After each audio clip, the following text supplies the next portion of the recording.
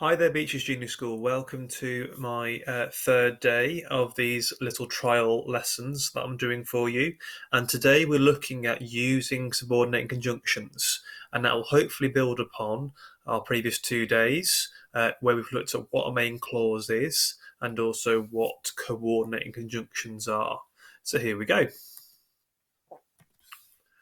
Right then, get to our first slide. Okay, so just a quick recap on what conjunctions are in case you're joining us for the first time. Conjunctions are simply words that link two words or phrases together. Okay, now just as an example, to move my face out of the way there, we'll start off with coordinating, and these link two words or phrases together as an equal pair. Now, when we think of equal pairs, we're thinking of equal clauses. And as you can see in the example sentence here, I have highlighted in blue what my two main clauses are in this sentence. So, for example, Phoebe the tortoise could have eaten some lettuce, but she wasn't feeling that hungry. Now, these are main clauses because they both contain a verb and a noun. Okay, and they will both exist as sentences on their own. You could write Phoebe the tortoise could have eaten some lettuce, full stop. And then you could have written a second sentence which says she wasn't feeling that hungry, full stop. But when we put them together with a coordinating conjunction, we can make a longer sentence. So coordinating conjunctions, they put together phrases and words that are of equal importance. Now, this is where subordinating conjunctions are slightly different.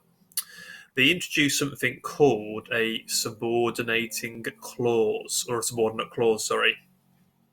Now, there are different examples, okay, here.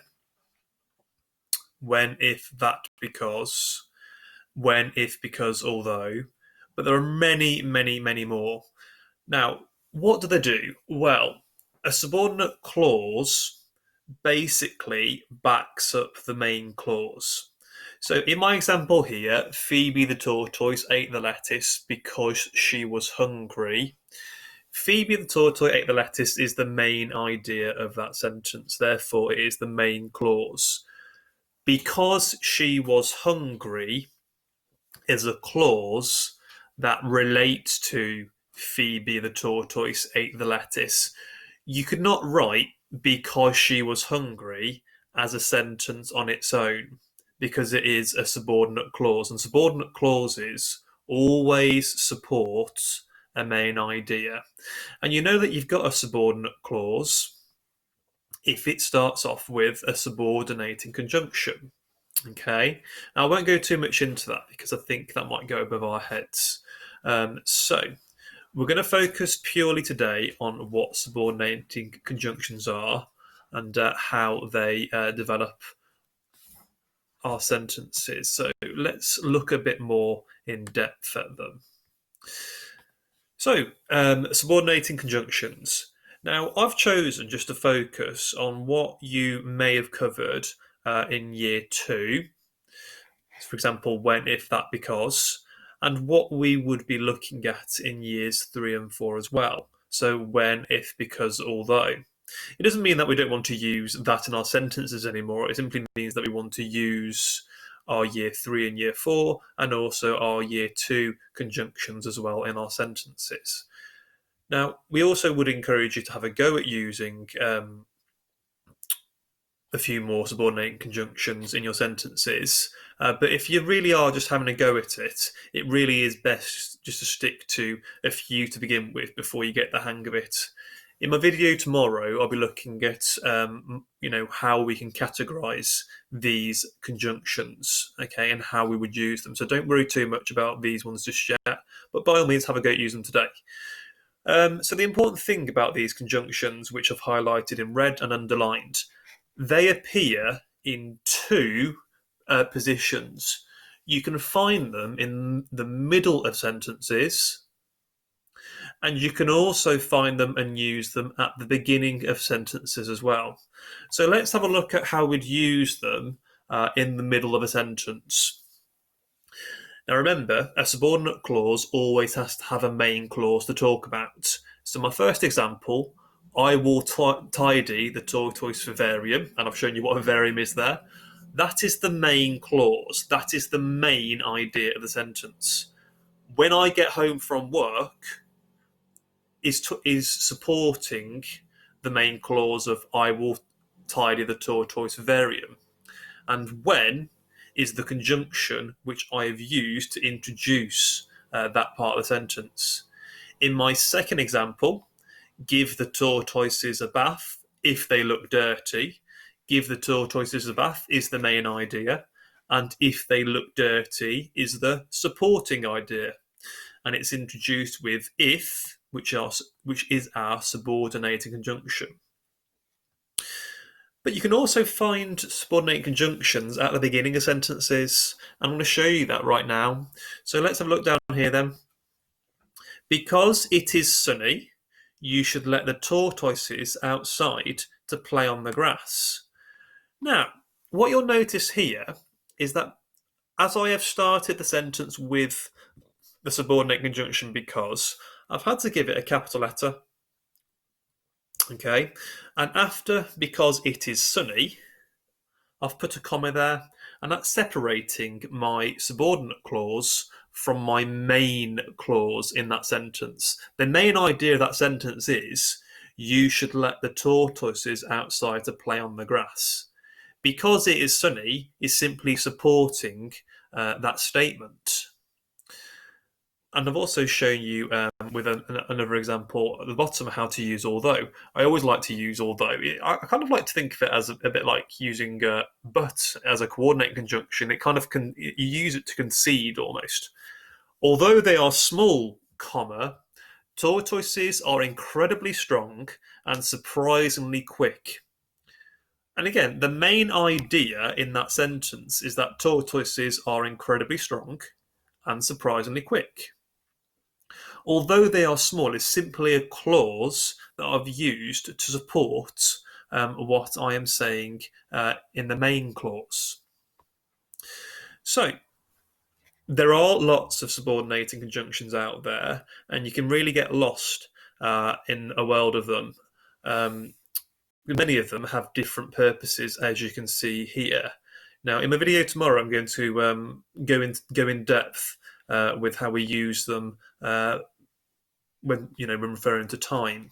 But for today, I just want you just to have a really good go at identifying what subordinating conjunctions are within a sentence, and then have a go at using them in a few of your own.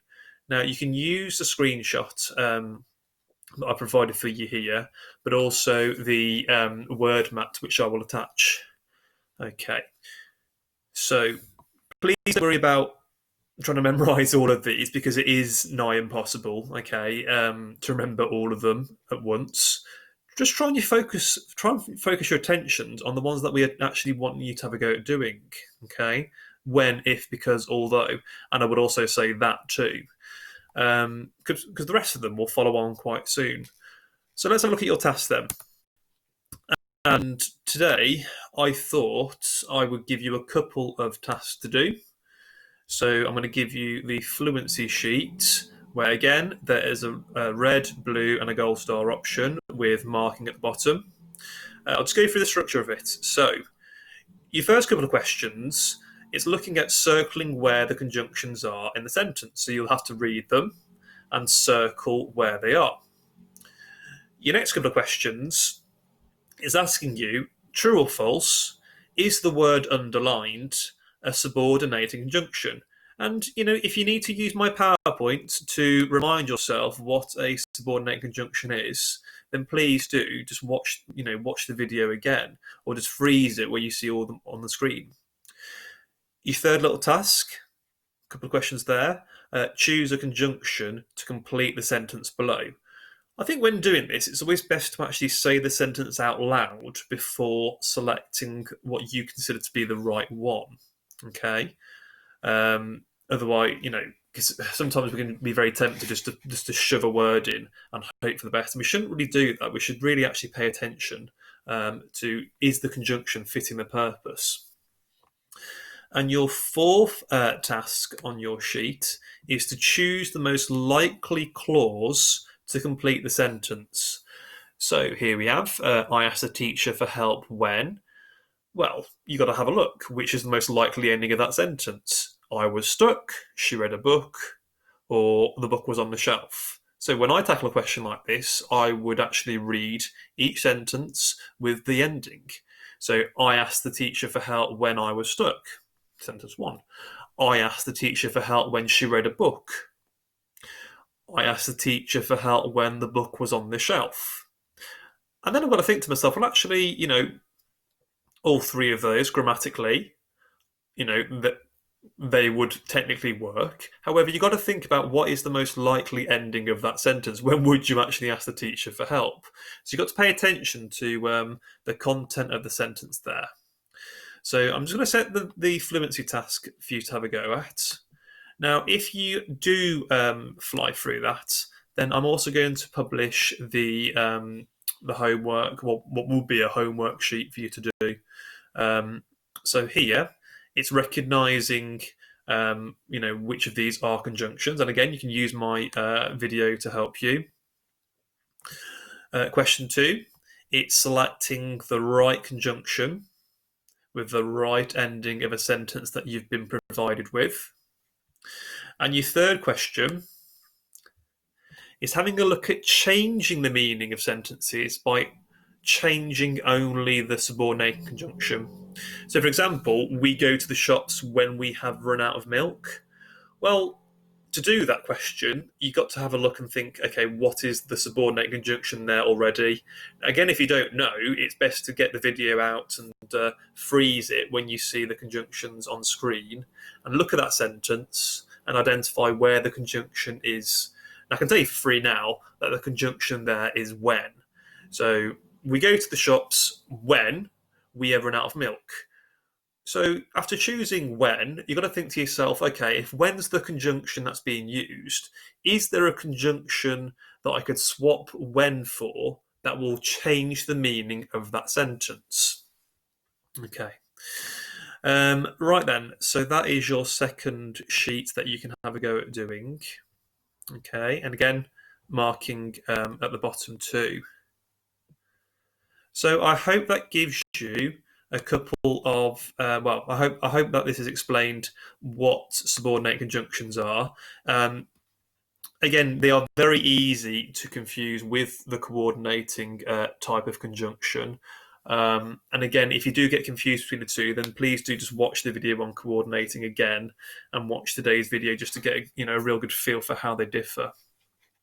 And please, if you are, if this is new content for you, then please do just focus, on getting used to using the four biggies that we would use in year 3, but also having a look at these extra ones too. Now, in the video tomorrow, I will have a look at these extra conjunctions that we use to, introduce our subordinating clauses. So it is a biggie, okay? It is getting a bit trickier, but hopefully we should see your sentences really starting to improve, when you have a go at using these conjunctions to really make your sentences special. So good luck.